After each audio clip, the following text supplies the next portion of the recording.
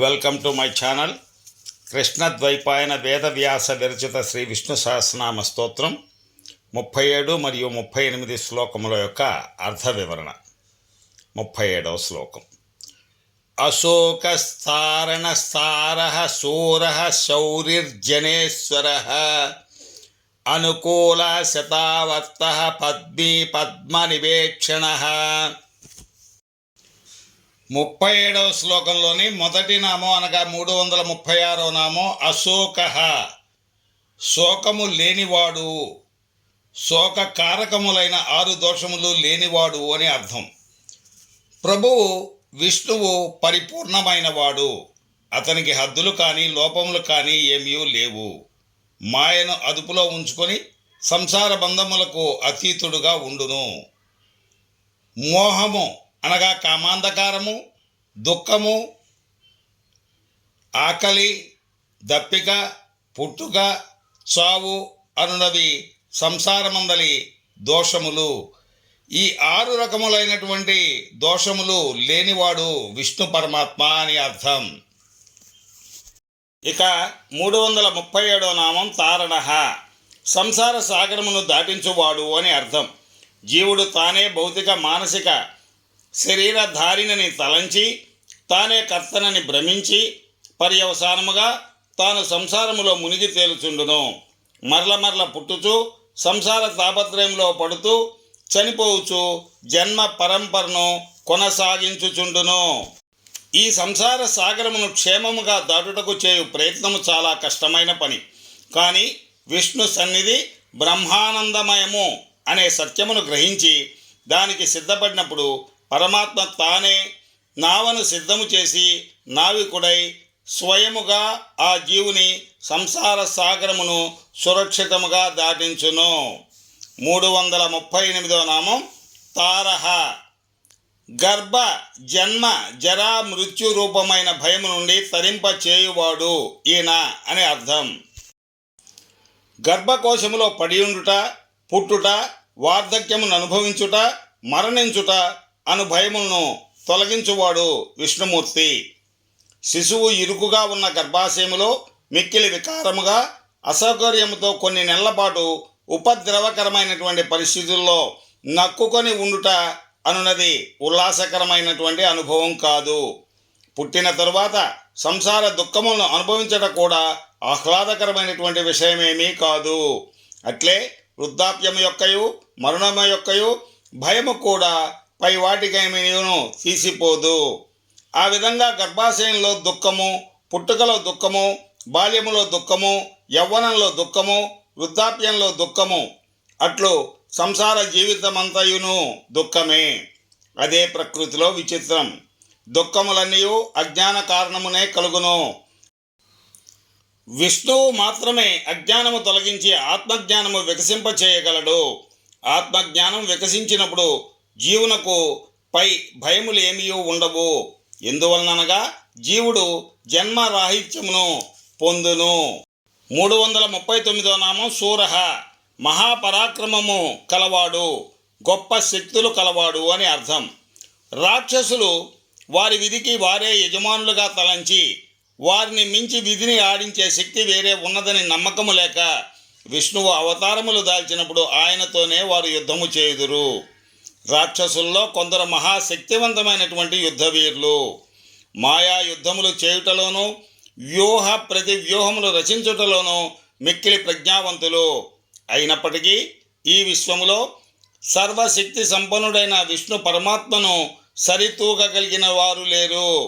మహావిష్ణు అవతారములను దాల్చి మహాశక్తివంతులైనటువంటి హిరణ్యాక్ష, హిరణ్యకశిపులను, రావణ కుంభకర్ణులను, శిశుపాల దంతవక్త్రులను, కంసుడు నరకాసురులను వధించినాడని మనకు పురాణములు తెలియజేయుచున్నవి. ఇక 340వ నామం శౌరిః, బలవత్తరములైన ఇంద్రియ మనోబుద్ధులను అణచినవాడు ఈయన అని అర్థం. మరొక అర్థం సూర వంశమునందు పుట్టినవాడు. వసుదేవుడు సూరసేనునకు పుట్టినాడు. శ్రీకృష్ణుడు వసుదేవునకు పుట్టినాడు. కావున సూరసేనునకు మనుమడైనాడు. ఈ విధంగా సూర వంశములకు చెందినవాడు కనుక విష్ణుమూర్తి శౌరి అని పిలువబడుచున్నాడు. 341 నామం జనేశ్వర, జనులకు ప్రభువు అనగా అన్ని ప్రాణులకు ప్రభువు ఈయన అని అర్థం.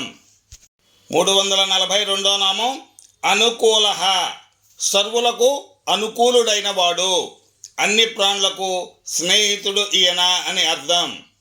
343 నామం శతావర్త, ధర్మరక్షణార్థం అనేక పర్యాయములు ఆవిర్భవించినవాడు, వందల కొలది అవతారములు ఎత్తినవాడు. మరొక అర్థం వందల కొలది నాడుల యందు ప్రాణవాయువుగా పనిచేయువాడు ఈయన. 344 నామం పద్మి, పద్మమును చేతి యందు ధరించినవాడు విష్ణుమూర్తి. 37వ శ్లోకంలోని చివరి నామం అనగా 345వ నామం పద్మనిభేక్షణ, అనగా పద్మము వంటి నేత్రములు కలవాడు ఈయన అని అర్థం. కృష్ణద్వైపాయన వేదవ్యాస విరచిత విష్ణు సహస్రనామం 38వ శ్లోకం. పద్మనాభో అరవిందాక్ష పద్మగర్భ శరీరభృత్ మహర్షి వృద్ధో వృద్ధాత్మా మహాక్షో గరుడధ్వజ. 38వ శ్లోకంలోని మొదటి నామం అనగా 346వ నామం పద్మనాభ, పద్మమును నాభియందు కలవాడు. 347వ నామం అరవిందాక్ష, కమల రేకుల వంటి కన్నులు కలవాడు. అరవిందమనగా పద్మము, పద్మము రేకుల వంటి కన్నులు కలవాడు ఈయన అని అర్థం. 348వ నామం పద్మగర్భ, పద్మ గర్భమున నివసించువాడు అని అర్థం. 349వ నామం శరీరభృత్, ప్రాణుల శరీరములను పోషించువాడు, అనగా శరీరములకు అవసరమైన ఆహారమును ప్రాణవాయువును ఇచ్చి పోషణ చేయువాడు ఈయన అని అర్థం. 350వ నామం మహర్దిహి, మహావిభూతులు కలవాడు ఈయన, అనగా అపారమైనటువంటి అభివృద్ధి కలవాడు విష్ణుమూర్తి. 351వ నామం రుద్ధ, ప్రపంచాకారముతో భాషించువాడు ఈయన అని అర్థం, అనగా విశ్వమునంతటికి వ్యాపించుటకై తన దేహమును వ్యాకోజింప చేసినవాడు, అనగా విస్తరింప చేసినవాడు అని అర్థం. ప్రభువు ఎల్లప్పుడూ విశ్వరూపుడై వెలుగొందుచుండును. పురుష సూక్తంలో ఈ విధంగా చెప్పబడి ఉన్నది. సహస్ర శీర్ష పురుష సహస్రాక్ష సహస్రపాద్ సభూమిం విశ్వతో వృత్వా అత్యతిష్ట దశాంగులం.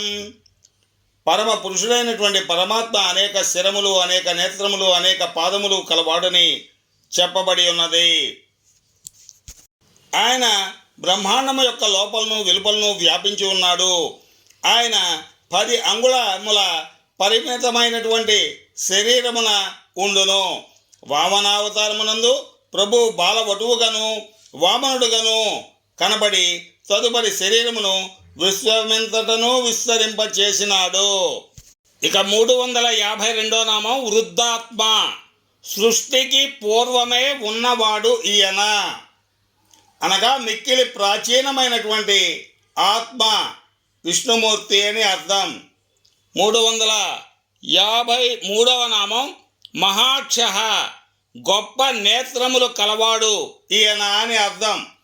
38వ శ్లోకంలోని చివరి నామం అనగా 354వ నామం గరుడధ్వజ, తన పతాకమునందు గరుడ చిహ్నము కలవాడు ఈయన, అనగా గరుత్మంతుని చిత్తరువును చిహ్నముగా ధ్వజంపై కలిగినవాడు విష్ణుమూర్తి. ఆ చిత్తరువును కలిగి ఉండటం వలన విష్ణువు గరుడ ధ్వజుడైనాడు. ప్రభు విష్ణువుకు గరుత్మంతుడు వాహనము, గరుత్మంతుడు వేదములకు ప్రతినిధి. వేదములు విజ్ఞానమును కలిగి ఉన్నవి. వేదములు ప్రభు విష్ణువు నుండి వెలువడినవి. ప్రభు విష్ణువు గరుడుని బొమ్మను తన జెండాపై గుర్తుగా కలిగి ఒక సందేశమును ఇచ్చుచున్నాడు. గరుడ చిహ్నము ప్రభువు విశ్వమందరి సర్వ విజ్ఞాన సంపదకు నిధి అని తెలియజేయుచున్నది. ఎవరైతే భక్తి విశ్వాసములతో విజ్ఞానము సంపాదించి దానిపై మంచి పట్టును అధికారమును సాధించదలిచినట్లయితే గరుడుని రెక్కలపై అంత వేగముగా ఆ ఆత్మజ్ఞానమును ప్రభు ప్రసాదించునని ఈ చిహ్నము తెలియజేయుచున్నది. ఈ విధంగా 37, 38 శ్లోకముల యొక్క అర్థ వివరణ ఇవ్వడం జరుగుతుంది. కృష్ణ ద్వైపాయన వేద వ్యాస విరచిత శ్రీ విష్ణు సహస్రనామ స్తోత్రం. ఇది మొత్తం 108 శ్లోకాలను కలిగి ఉంది. ఈ 108 శ్లోకాల్లో కూడా 1000 నామాలు ఉన్నాయి. వీటన్నింటికీ కూడా అర్థ వివరణ ఇవ్వడానికి ప్రయత్నం చేస్తున్నాం. ఈ మా చిన్ని ప్రయత్నాన్ని సహృదయంతో ఆదరించండి. అలాగే మా ఛానల్ని దయచేసి లైక్ చేయండి, షేర్ చేయండి మరియు సబ్స్క్రైబ్ చేయండి.